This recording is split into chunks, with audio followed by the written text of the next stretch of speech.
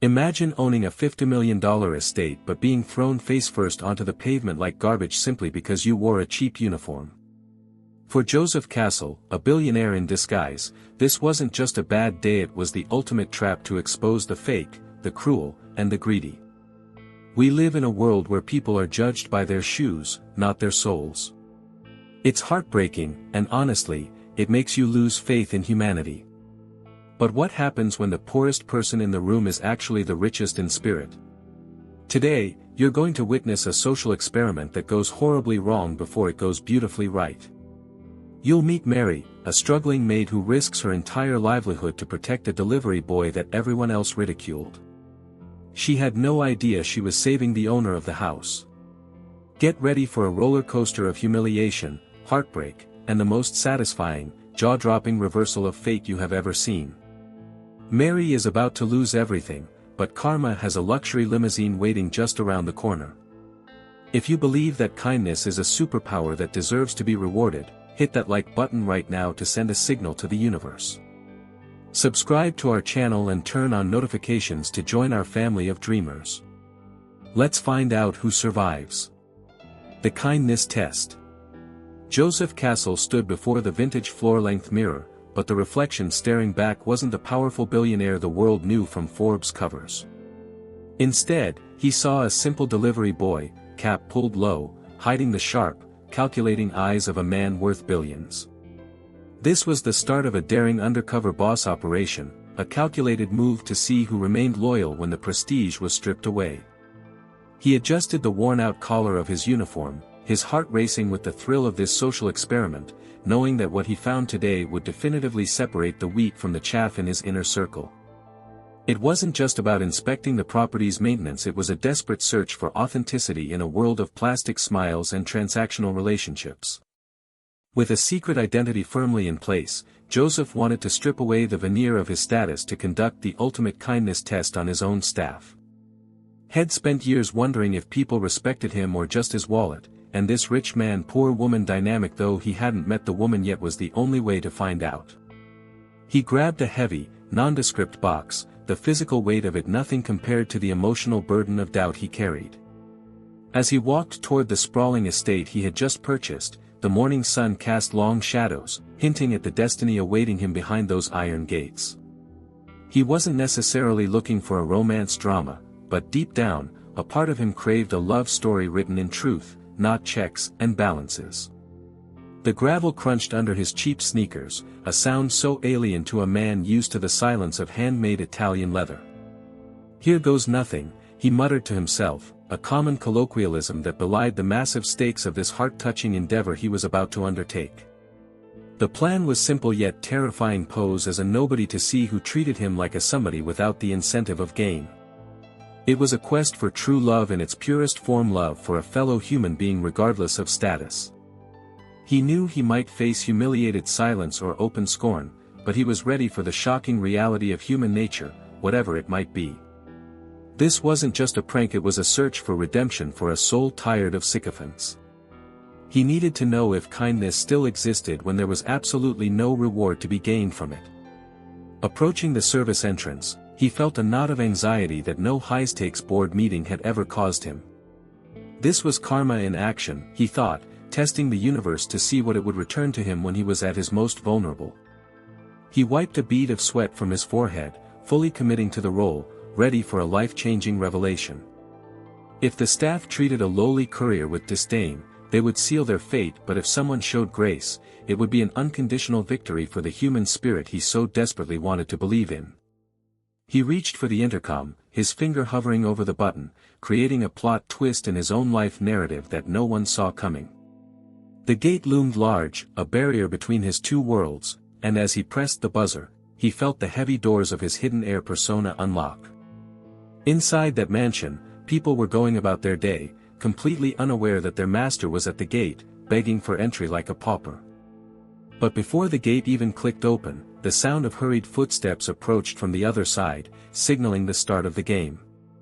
Taking a deep breath, Joseph Castle let go of his ego, embracing the invisibility of the working class. He prepared himself to be ignored, to be looked down upon, and to be treated as nothing more than a function of his job title.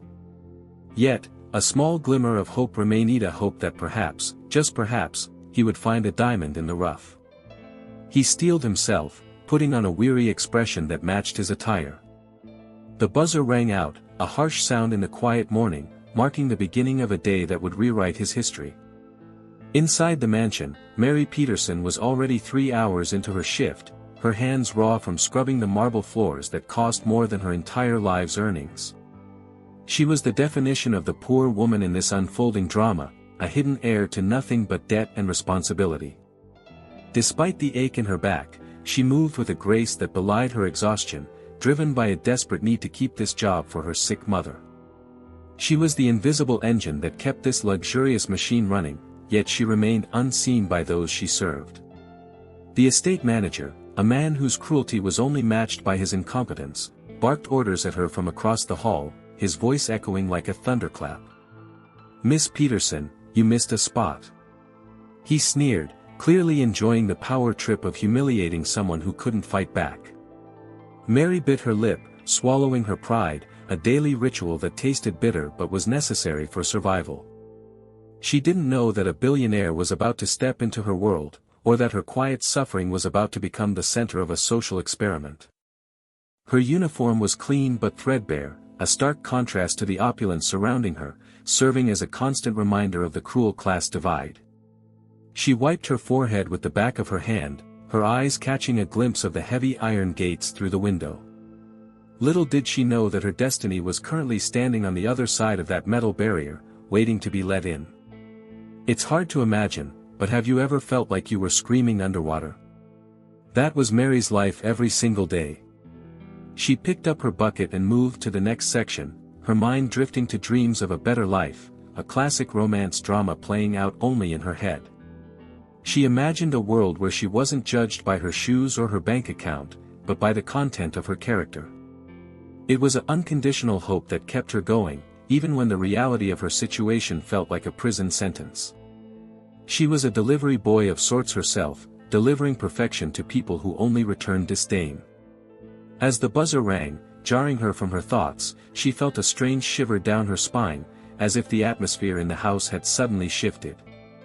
The other staff members ignored the sound, too busy gossiping or currying favor with the manager to bother with a delivery.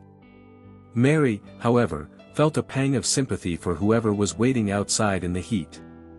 She knew what it was like to be kept waiting, to be treated as an inconvenience rather than a person. She glanced at the manager, who was busy berating the gardener, and decided to take the initiative, a small act of rebellion in her strictly controlled world. Walking toward the intercom, she didn't realize she was walking toward a plot twist that would shatter her reality. This wasn't just about opening a gate, it was about opening the door to a shocking new chapter. She pressed the button, her voice soft and kind, "Delivery. Please, come in through the side entrance." Her kindness was a rare commodity in this house, a hidden gem buried under layers of pretension and arrogance. As she waited for the stranger to arrive, she adjusted her apron, unaware that she was about to meet the undercover boss who held the keys to her redemption.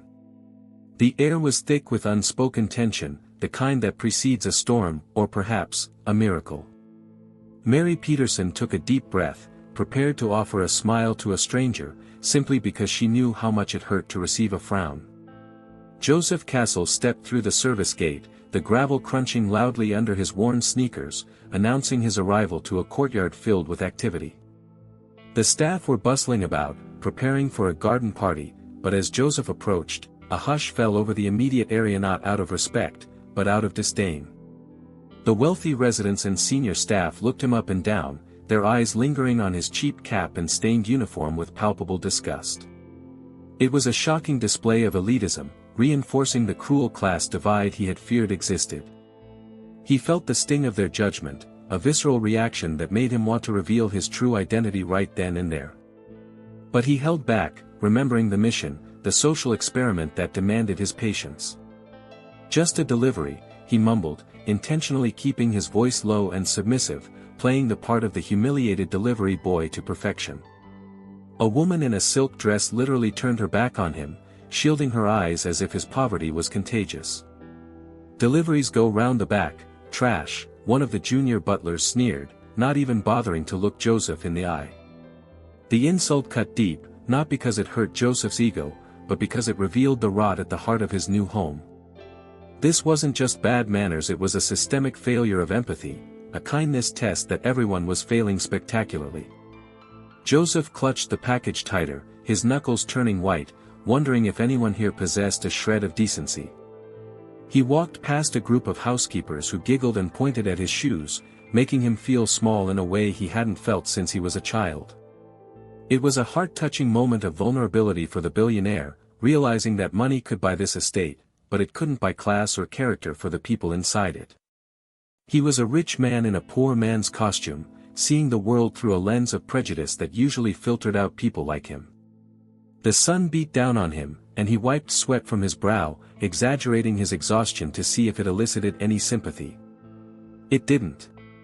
Instead, the estate manager walked by, talking loudly on his phone, and actually kicked a pebble at Joseph's feet, treating him like a stray dog. "Get moving, we don't pay you to loiter," the manager barked, completely unaware he was shouting at the man who signed his paychecks. Joseph felt a surge of anger, a desire for karma to strike immediately, but he swallowed it down. He needed to find the exception to the rule, the one person who might break this pattern of cruelty. He scanned the faces of the staff, looking for a hidden air of humanity among the moral ruins. If you were in his shoes, seeing your own employees act like this, would you fire them all on the spot? He trudged toward the back entrance, his hope dwindling with every step. The rejection was absolute, a wall of indifference that seemed impenetrable. But just as he was about to lose faith in the entire endeavor, he turned the corner and saw a figure standing by the service door. It wasn't one of the scowling faces he had seen earlier, it was someone different, someone whose posture suggested weariness but whose eyes held a spark of something else. While the other staff members busied themselves with turning their noses up, Mary Peterson watched the exhausted delivery boy trudge toward the back door. She saw the sweat on his brow and the slump of his shoulders, recognizing the universal language of fatigue that she knew so well. It was a moment ripe for a true love story of humanity to unfold, not romantic yet, but deeply spiritual. Ignoring the manager's earlier warnings about fraternizing with outsiders, she stepped forward. She didn't see a billionaire or a social experiment, she just saw a human being who looked like he was about to collapse. "Hey," she called out softly, her voice a soothing balm in the harsh atmosphere of the estate. Joseph looked up, surprised to see a friendly face, his eyes meeting hers in a moment that felt like destiny knocking. Mary held out a cold bottle of water, a simple object that in this context was worth more than gold. "You look like you've walked a long way," she said, offering a kind smile that didn't have a trace of judgment or condescension. It was a heart-touching gesture, pure and unconditional, that pierced through Joseph's disguise and touched the man beneath. He hesitated for a second, almost afraid that this was a trap, before accepting the water with a trembling hand. This was the rich man-poor woman dynamic flipped on its head. She was poor in wealth but rich in spirit. "Thank you," Joseph rasped, taking a long drink, the cool liquid revitalizing him more than she could know. "Most people here just looked away." Mary sighed, glancing back at the mansion with a look of sad resignation. "They forget that luck is the only thing separating us from them," she whispered, a profound truth that resonated deeply with the undercover boss. In that instant, Mary became the front-runner in his secret search for a hidden air of integrity. She didn't rush him away or treat him like a nuisance. Instead, she pulled a clean rag from her apron pocket and offered it to him to wipe his face. "Take a minute," she urged, risking her own job to ensure a stranger's comfort. This wasn't just politeness, it was a shocking display of empathy in a place devoid of it. Joseph studied her face, memorizing the kindness etched there, feeling the seeds of a romance drama or at least a deep bond taking root. "I'm Mary, by the way," she introduced herself, extending a hand rough from work but gentle in intent. "Joe," he replied, shaking it, feeling the calluses that spoke of her hard life. He realized then that this woman was sacrificing her own safety to help him, a delivery boy she would likely never see again. It was a redemption for his faith in humanity, a sign that not all was lost in his new home. As they stood there for a brief moment, the connection was palpable, a plot twist in the narrative of his day. Mary looked over her shoulder nervously, knowing the manager could appear at any second. "You better drink up," she said gently, "I don't want you getting into trouble on my account." Joseph nodded, realizing that her concern was entirely for him, not herself. It was a life-changing realization. Kindness costs nothing, but to her, it could cost everything. Joseph Castle knew he had found a spark of goodness, but the social experiment demanded rigor. He had to be sure this wasn't just a fluke. He capped the water bottle and prepared for the next phase of his plan, a deliberate clumsiness designed to test the limits of patience. As he moved to pick up the heavy package again, he feigned a stumble, his legs buckling under the weight. The box crashed to the ground with a sickening thud, its contents spilling out across the pristine driveway. The sound was like a gunshot in the quiet afternoon, instantly drawing the attention of everyone nearby. It was a shocking moment of failure for the delivery boy, a perfect setup to see who would help and who would judge. Joseph fell to his knees, frantically trying to gather the scattered items, acting the part of the terrified worker fearing for his job. He waited for the reaction, bracing himself for the verbal assault he knew was coming. "You clumsy idiot!" The estate manager roared from the veranda, not moving an inch to help. "Look at this mess. You're ruining the driveway." The other staff members snickered, finding entertainment in Joseph's humiliation rather than empathy for his plight. It was a cruel display of human nature, a confirmation that for most, the misfortune of others was a spectator sport. Joseph looked up, eyes wide with feigned panic, pleading for assistance with his gaze. "I'm so sorry, it just slipped," he stammered, his voice trembling. A group of wealthy guests nearby didn't even pause their conversation, simply stepping over the scattered papers as if Joseph were a piece of furniture. This was the dark side of the billionaire lifestyle he usually inhabited, the blindness to the struggles of the invisible people. He felt a surge of indignation, not for himself, but for every delivery boy who had ever faced this scorn. He fumbled with the papers, making the mess worse, pushing the kindness test to its breaking point. He needed to see if Mary would step in again, or if the social pressure of her peers would keep her at bay. It was a risky move. Intervening now would definitely draw the manager's ire. Joseph watched from the corner of his eye, his heart pounding, waiting for a hero to emerge from the bystanders. This moment was the crux of the plot twist: a rich man on his knees, begging for help from the very people he employed.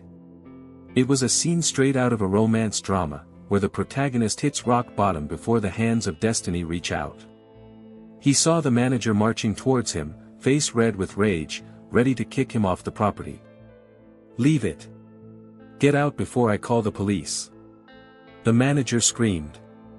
But then, movement. A blur of gray uniform rushing towards him against the tide of hostility. Joseph felt a presence beside him, not looming over him, but lowering to his level. It was the moment of truth, the ultimate answer to his question about the nature of the human heart. Would she risk it all for a clumsy stranger? The answer was about to change everything. While the staff ridiculed Joseph, laughing at his misfortune as if it were a comedy sketch, Mary Peterson didn't hesitate. She rushed to his side, dropping to her knees on the hard gravel, ignoring the dirt staining her uniform. It's okay," she whispered frantically, her hands moving quickly to help him gather the scattered documents. She wasn't just helping him clean up, she was shielding him from the collective scorn of the household. "I'm so sorry about this," Mary said loudly, addressing the manager and the sneering staff, taking the blame onto herself in a shocking act of selflessness. "The pavement is uneven here, sir, it happens all the time. Let me get this fixed." She was apologizing on their behalf, trying to defuse the situation before the delivery boy was thrown out or worse. It was an unconditional defense of a stranger, a pure act of protection that left Joseph stunned. The manager stopped in his tracks, glaring at Mary. "Peterson. Stop coddling the incompetence.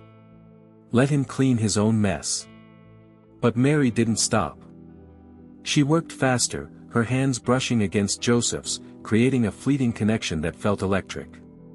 "We're almost done," she murmured to Joseph, offering him a reassuring smile amidst the chaos. Don't listen to them. You're doing fine. Joseph felt a lump form in his throat. Here was this woman, the lowest on the totem pole, standing as a human shield against the vitriol of the powerful. It was a heart-touching display of character that money could never buy. He realized that this wasn't just about kindness, it was about bravery. Mary was risking her livelihood to preserve his dignity. This was the true love of humanity he had been searching for. As they gathered the last of the papers, the other staff members lost interest, disappointed that the drama was de-escalating. They wandered off, leaving Mary and Joseph alone in the center of the driveway. "Thank you," Joseph said, his voice thick with genuine emotion. "You didn't have to do that." Mary dusted off the box and handed it back to him. "Everyone has bad days," she replied simply. "Nobody deserves to be kicked when they're down." This moment cemented her status in his mind not just as a good employee, but as a hidden heir to a nobility that the actual residents of the house lacked.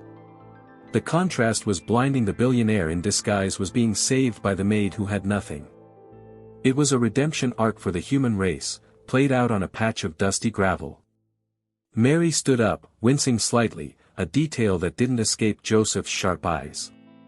She brushed off her apron, the stress of the encounter evident in her posture, but she maintained that brave face. She had passed the kindness test with flying colors, but the cost of her compassion was about to become painfully clear to Joseph. He looked at her, really looked at her, and saw something that broke his heart. As Mary stood up to return to her work, Joseph's gaze fell from her kind face to the ground, and what he saw stopped him cold. Her shoes were falling apart. The soles were peeling away from the fabric, held together by what looked like layers of duct tape and sheer willpower. It was a heart-touching and devastating detail that spoke volumes about her reality. While she was cleaning a mansion worth millions, she couldn't afford a basic necessity for her own comfort. He realized in that instant that she was sacrificing her own well-being to support someone else, likely her family. No one wore shoes like that by choice, especially not someone who worked on their feet all day. It was a shocking visual representation of the rich man-poor woman divide. He looked at his own cheap sneakers, which were actually high-quality props, and felt a pang of guilt. Her pain was real, his was a costume. "Your shoes." Joseph started, unable to help himself. Mary looked down, her face flushing with embarrassment. She tried to hide one foot behind the other, a humiliated gesture that made Joseph want to buy out a shoe factory right then and there.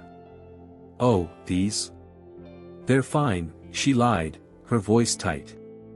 "Just a bit worn. I'm saving up for a new pair, but other things come first." That phrase, "other things come first," hit Joseph like a physical blow. He knew it meant rent, medicine, food for others. She was a delivery boy of survival, carrying the weight of her family's needs on her crumbling soles. It was a plot twist that deepened his resolve. This wasn't just about rewarding kindness anymore, it was about correcting a cosmic injustice. Karma had brought him here to fix this. "You shouldn't have to work in pain," Joseph said softly, dropping the colloquialisms of his character for a moment of sincere concern. Mary offered a sad, weary smile. "Pain is part of the job, Joe. You just keep moving." Her resilience was awe-inspiring, but it was also a damning indictment of the system she was trapped in. She was a hidden heir to strength, but the world treated her like she was disposable. Joseph made a mental note, searing the image of those taped-up shoes into his memory. This was the fuel he needed for the retribution that was to come. He wanted to give her the world, but for now, he had to play out the scene. He needed to know more, to understand the dreams she was deferring to keep those shoes on her feet. "What are you saving for?" he asked, probing gently. Mary hesitated, looking around to ensure the manager wasn't watching. The question seemed to unlock something in her, a secret identity she kept hidden beneath the maid's uniform. She looked at Joseph, sensing a safe harbor in this stranger, and decided to share a piece of her soul. It was a prelude to a love story, not of romance, but of shared humanity and broken dreams. Sensing a brief lull in the chaos, Mary Peterson sat down on a low stone bench near the service entrance, motioning for Joseph to take a breath.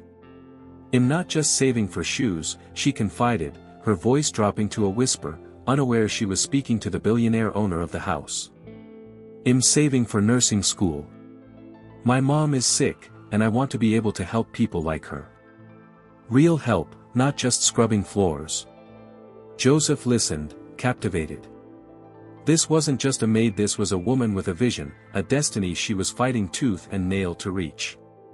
"That's incredible," Joseph said, and he meant it. "You'd make an amazing nurse." Mary laughed, a sound that was both beautiful and brittle. "Tell that to my bank account. Every time I get close, something happens. The rent goes up, the car breaks down. It feels like the universe is testing me." She was pouring her heart out to a stranger, a connection forged in the fires of shared struggle, so she thought. For Joseph, it was a romance drama of the highest order, falling in love with her spirit and her ambition. He sat there, the undercover boss, holding the power to grant all her wishes with a snap of his fingers, but he had to wait. "I believe in you," he said, staring into her eyes. "Karma has a way of balancing things out." "I hope so," Mary sighed, looking at the mansion. "Sometimes I look at this place and wonder what it's like to not worry.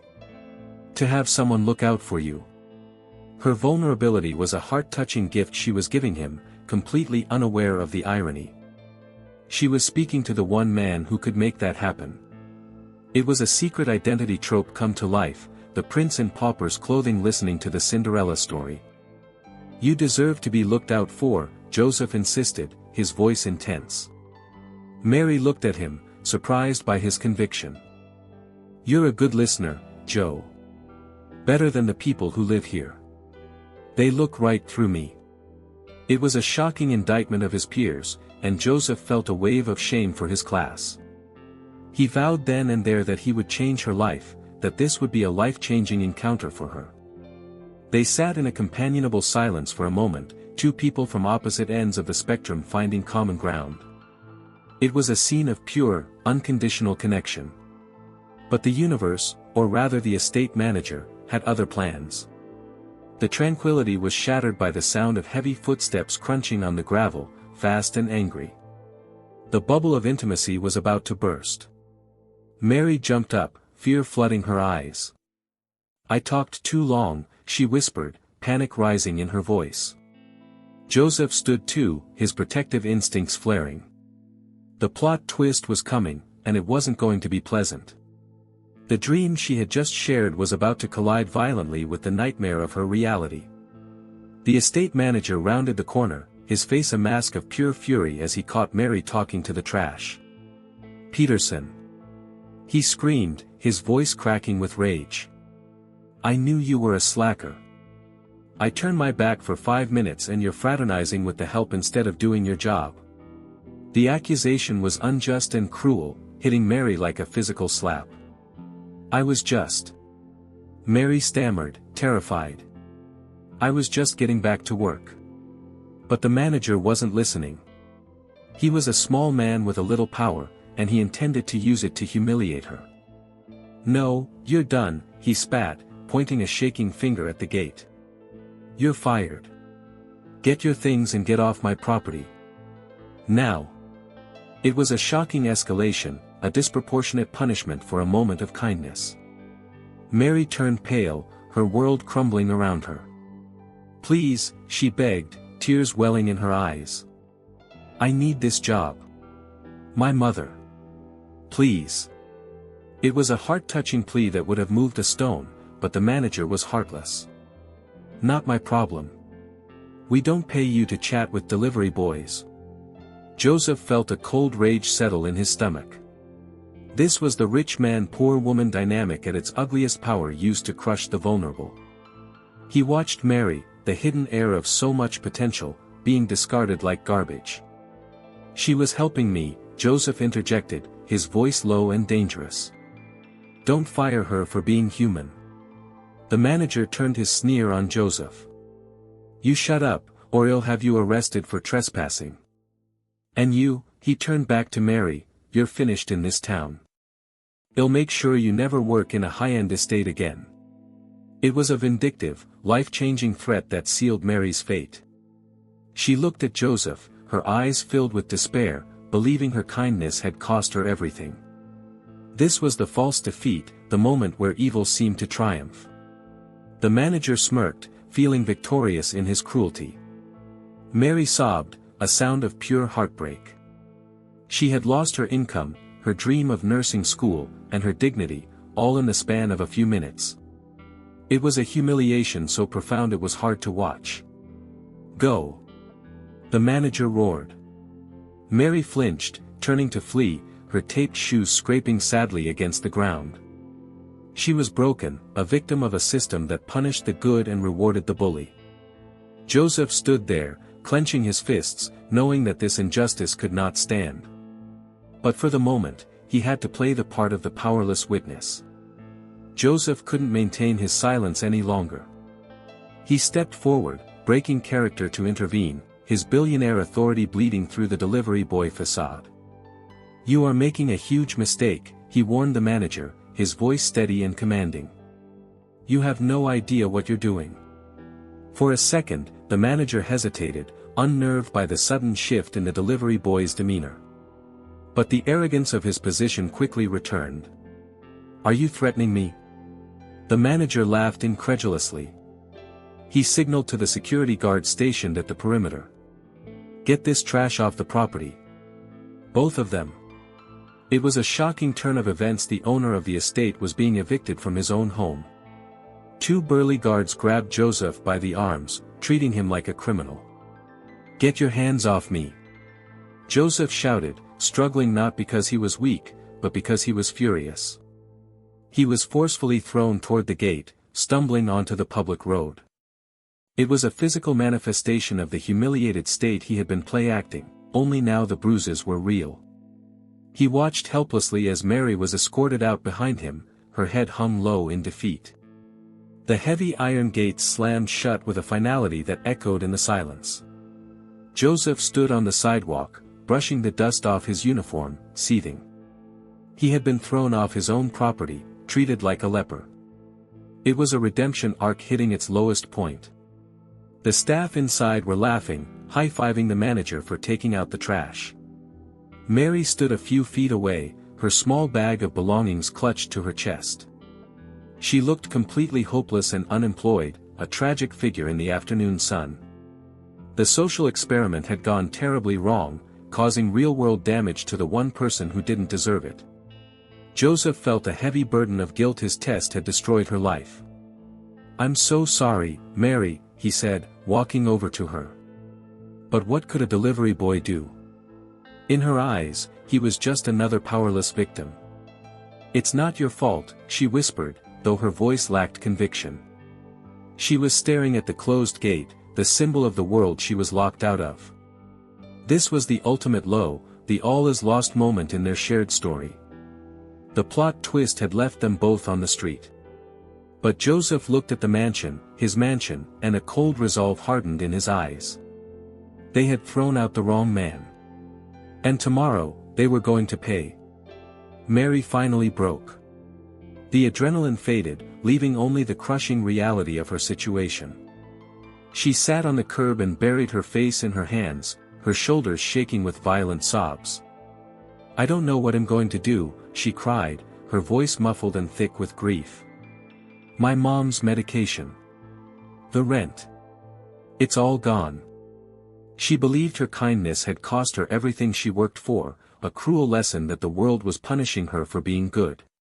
Joseph sat beside her, maintaining a respectful distance but offering his presence as comfort. It was a heart-touching scene of despair. He wanted to tell her right then, to reveal the secret identity and fix it all, but he knew the impact would be greater if he waited. He needed to destroy the system that hurt her, not just put a band-aid on it. "You didn't lose everything," Joseph said softly. "You kept your dignity. That's worth more than their money." Mary looked up, her eyes red and swollen. "Dignity doesn't pay the bills, Joe." It was a harsh truth, a colloquialism of the poor that cut through his philosophical comfort.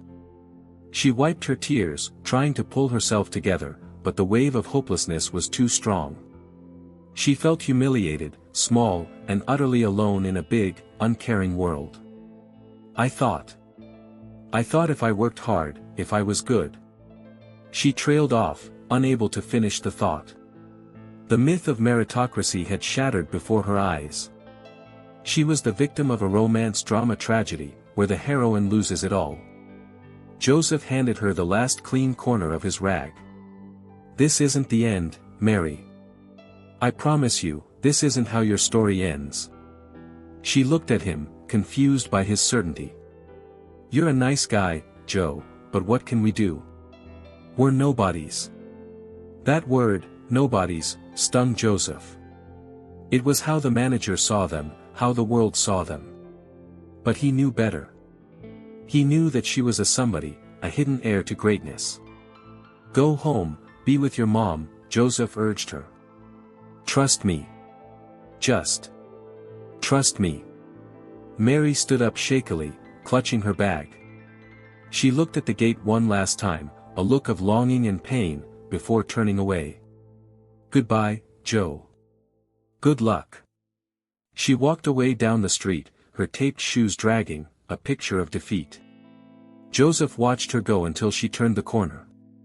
Then, he pulled a sleek, encrypted smartphone from his hidden pocket, a shocking anachronism against his delivery uniform. He dialed a number. It's me, he said, his voice changing instantly from the humble delivery boy to the billionaire tycoon.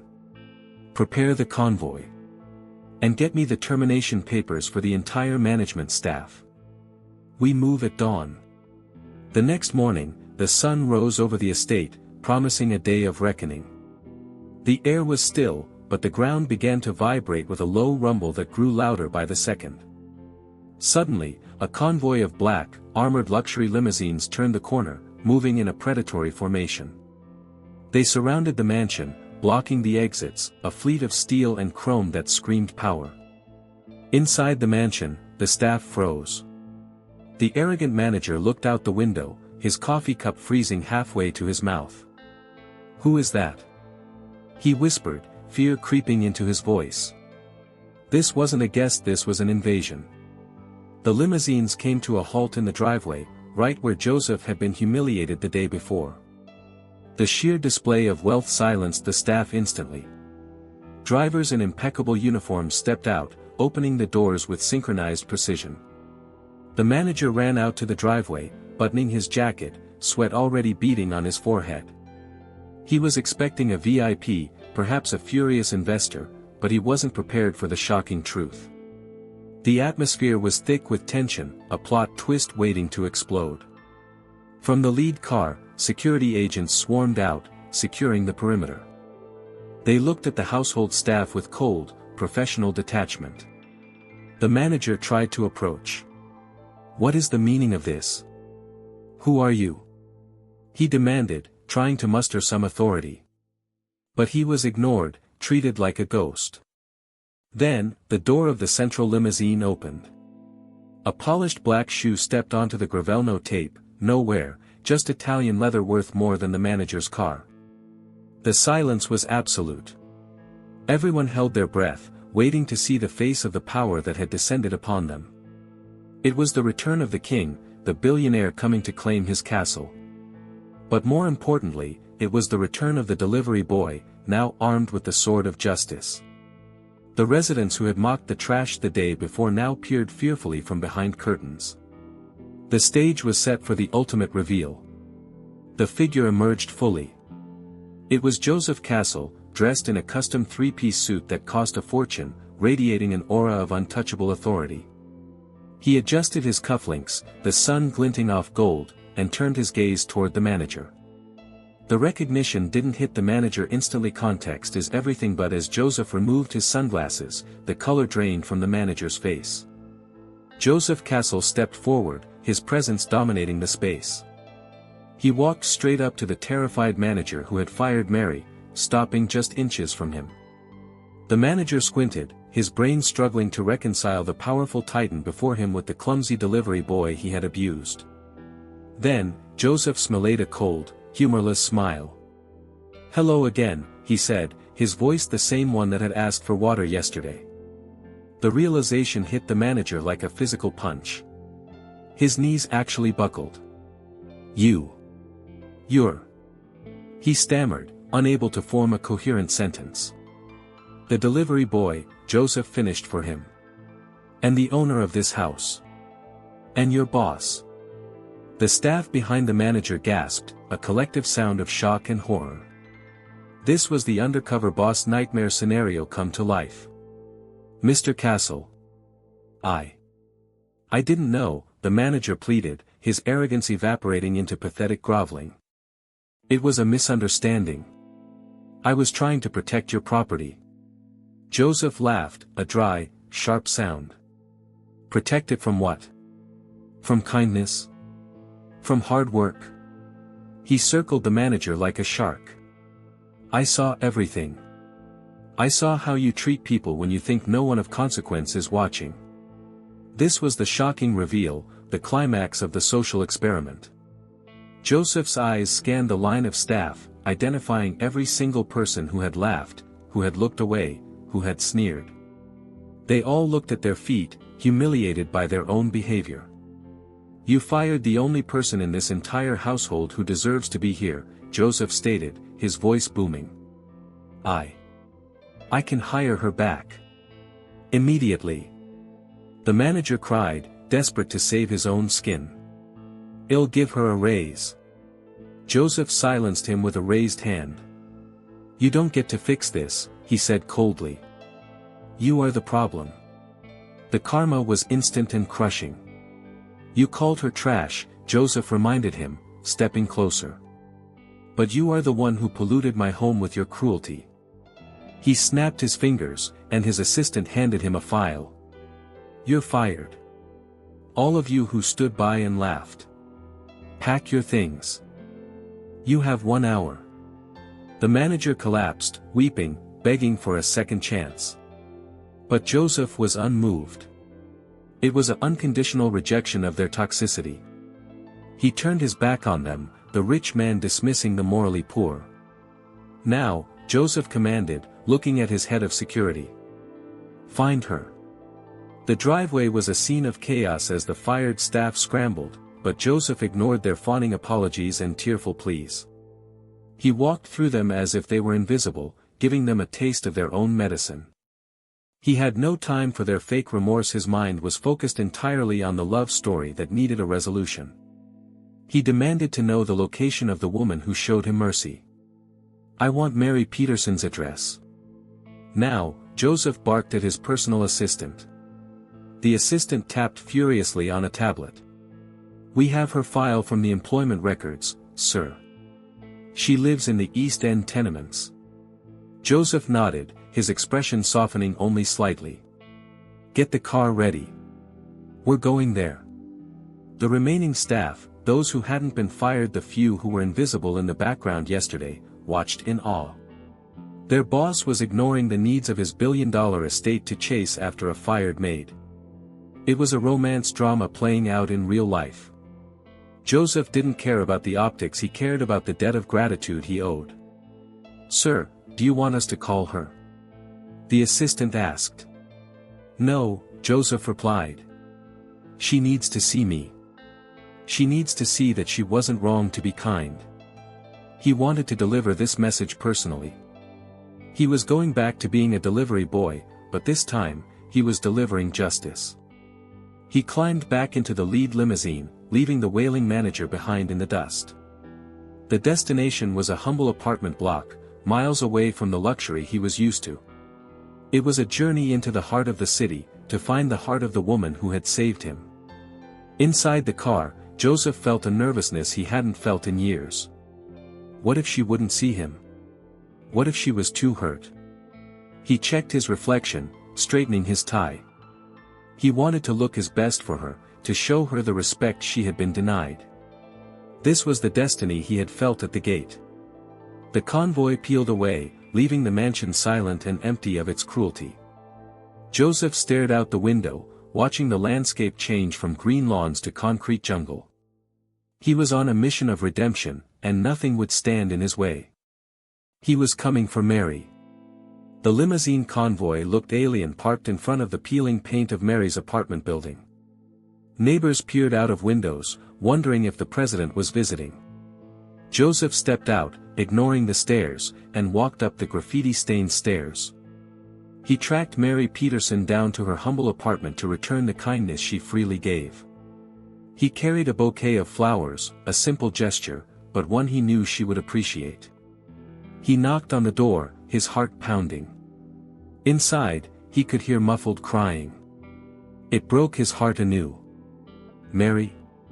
He called out. "It's Joe." Silence. Then, the sound of a lock turning. The door creaked open, revealing Mary, eyes puffy, wearing old sweatpants. She looked confused, seeing a man in a suit who sounded like the delivery boy. Then she recognized him. "Joe?" she whispered, shock washing over her face. You cleaned up." She didn't realize who he was yet, she just thought he looked nice. "May I come in?" Joseph asked gently. She stepped back, allowing the billionaire into her tiny, cramped living room. It was clean but poor, filled with the smell of old cooking and struggle. "I have a confession to make," Joseph began, placing the flowers on a wobbly table.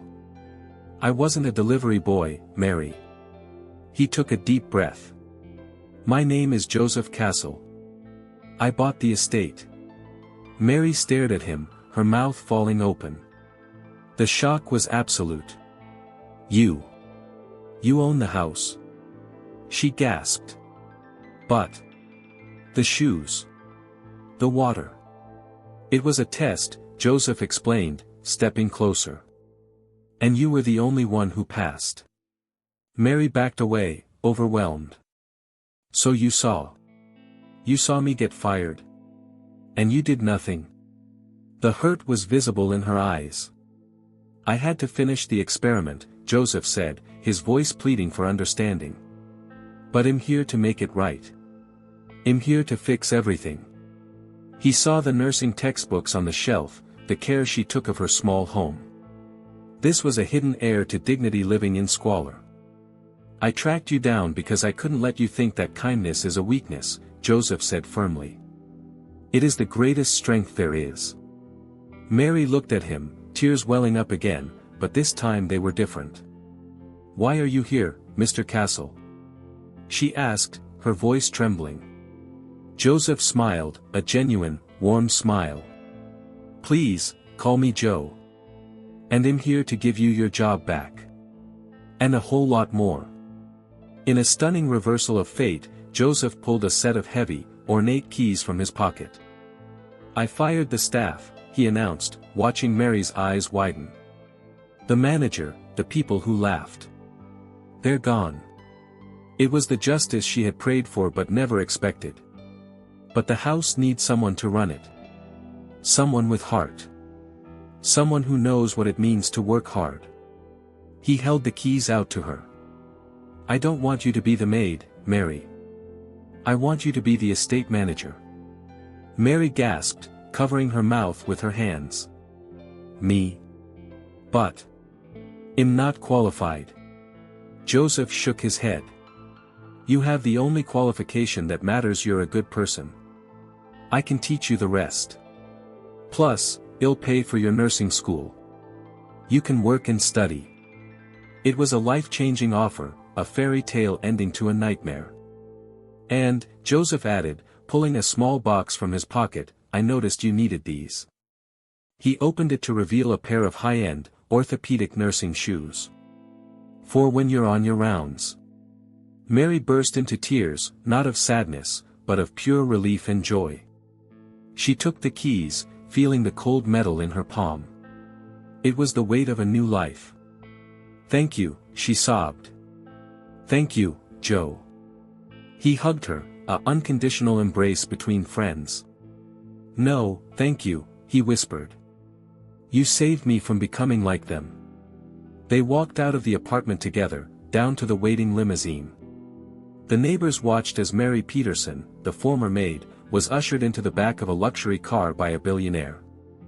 It was the ultimate plot twist. She wasn't just getting her job back, she was getting her life back. As the car drove away, Joseph looked at Mary, who was smiling for the first time in days. He had proven that kindness is the ultimate royalty. The cruel staff were gone, facing their own karma, while Mary was ascending to her rightful place. It was a true love story of humanity, a reminder that sometimes, the good guys do win. The mansion awaited its new manager, and Joseph awaited a future where he knew he had at least one person he could trust with his life. The delivery boy had delivered the greatest package of all hope. And Mary Peterson would never have to tape her shoes again. Joseph and Mary taught us a lesson today that no amount of money can buy true royalty isn't defined by the crown on your head or the brand on your shoes, but by the kindness you keep in your heart when the world tries to beat it out of you. If you also believe that compassion is the only currency that truly matters, then you've found your home. Subscribe now and join a community that celebrates the good in humanity, because here, we don't just tell stories, we change perspectives. Let's make this message loud and clear with 3 simple steps. Hit that like button to help us spread this wave of kindness to every corner of the world.